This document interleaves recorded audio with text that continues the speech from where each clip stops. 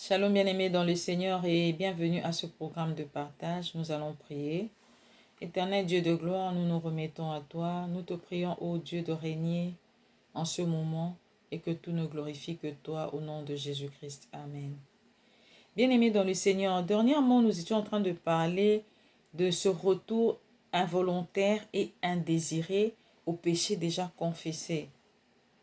Et nous avions dit que nous ne devons pas penser nous débarrasser d'un quelconque péché sans associer Dieu. Nous ne pouvons même pas imaginer pouvoir arriver au changement sans avoir déjà une relation étroite avec le Seigneur. Nous avions dit dernièrement que Dieu nous a aimés avant la fondation de ce monde. Il nous a choisis, il nous a prédestinés à être siens. C'est à nous d'apprendre à l'aimer maintenant, à réaliser sa grandeur, à réaliser combien il est bon, il est amour, et à nous rapprocher de lui, à demander de l'aide à Dieu pour que nous puissions nous séparer de tous nos péchés. La deuxième des choses, c'est que nous devons considérer aussi cette manière, comment est-ce que nous nous regardons. Ça, nous avions lu ça dans Romains 6. Au verset 11, la Bible dit, « Ainsi, regardez-vous comme morts au péché et comme vivants pour Dieu en Jésus-Christ. » C'est-à-dire que nous ne devons pas regarder ça, en parler comme des slogans, des récitations comme ça, non. Nous devons vraiment considérer que nous sommes morts en Christ. Notre vieille nature était morte avec Christ et que quand il est revenu à la vie, nous avons revêtu cette nouvelle nature, nous sommes cette nouvelle créature. Les choses anciennes sont passées, voici toutes choses sont devenues nouvelles. Cette manière de nous voir, de nous regarder, de nous considérer, c'est ça qui va nous donner la force. Même quand nous allons tomber de temps en temps, parce qu'il y a quand même cette nature-là, de temps en temps qui peut nous réclamer, mais nous allons savoir, avec l'aide de ces convictions-là, que nous sommes ressuscités, que nous sommes cette justice de Dieu en Jésus-Christ, que nous sommes ce juste en voie de changement qui est sur le chemin de la victoire sur le péché. C'est ça qui va nous aider à nous en sortir. Et cette relation étroite avec le Seigneur, parce que Dieu, quand nous venons à lui, il place en nous sa semence. Nous avions lu ça dans 1 Jean 3,9. Que quiconque est né de Dieu ne commet point le péché. Nous avons même dit que cette phrase, elle n'est pas contradictoire à ce que nous disons, mais au contraire, c'est une phrase qui vient nous donner de la force, qui est une phrase de foi. On peut se le dire. Je suis né de Dieu, je ne peux pas pécher. Et c'est ça qui va nous aider à avancer. Aujourd'hui, ce que je suis venu dire, c'est que nous devons avoir confiance en Dieu. Que tout ce que Dieu nous dit de faire, quand Dieu nous demande de faire quelque chose, c'est qu'il sait qu'il nous a donné les capacités pour que nous le fassions. Parce que c'est un Père.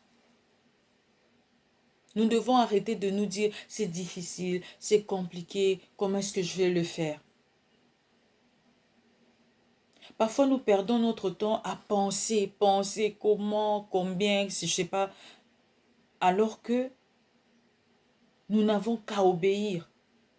Quand nous recevons le Seigneur Jésus-Christ comme notre Seigneur et Sauveur, il vient habiter en nous.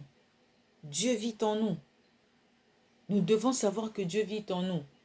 Ne pense pas que parce que de temps en temps tu peux retomber au péché, que Dieu n'est pas en toi.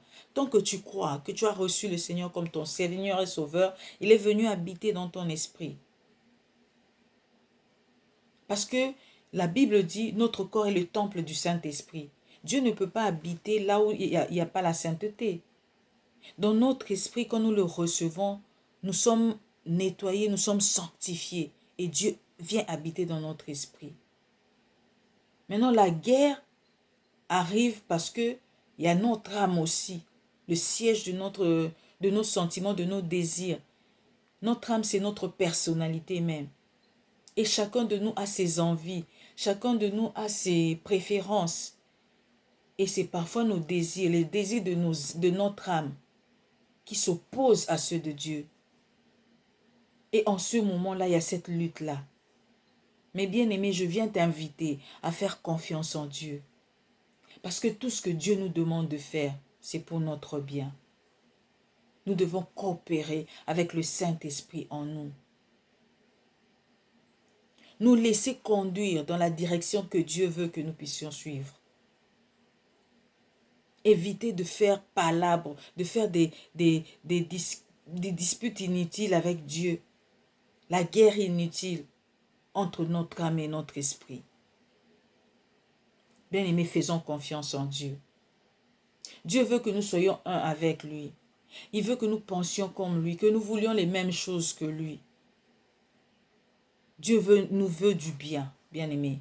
Nous lisons dans Proverbes chapitre 3, versets 5 à 6, la Bible dit « Confie-toi en l'Éternel de tout ton cœur. » Fais confiance en Dieu de tout ton cœur. Et ne t'appuie pas sur ta sagesse. Ne t'appuie pas sur ses raisonnements. Qu'est-ce qui va arriver quand je vais prendre telle décision? Comment est-ce que les gens vont le prendre? Est-ce que je ne vais pas rester malheureux, solitaire? Oui, mais si tu peux rester solitaire pour rester en contact permanent avec Dieu, c'est de loin mieux. Ce que les gens peuvent penser.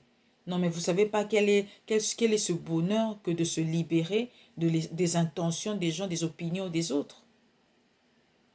Bien-aimés, faisons ce que Dieu veut pour nous. C'est ça qui est bon.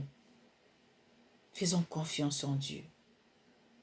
Au verset 6, la Bible dit « Reconnais-le dans toutes tes voies et il aplanira tes sentiers. » Mettons Dieu au centre. Reconnaissons-le dans toutes nos voies, dans nos envies. Plaçons Dieu.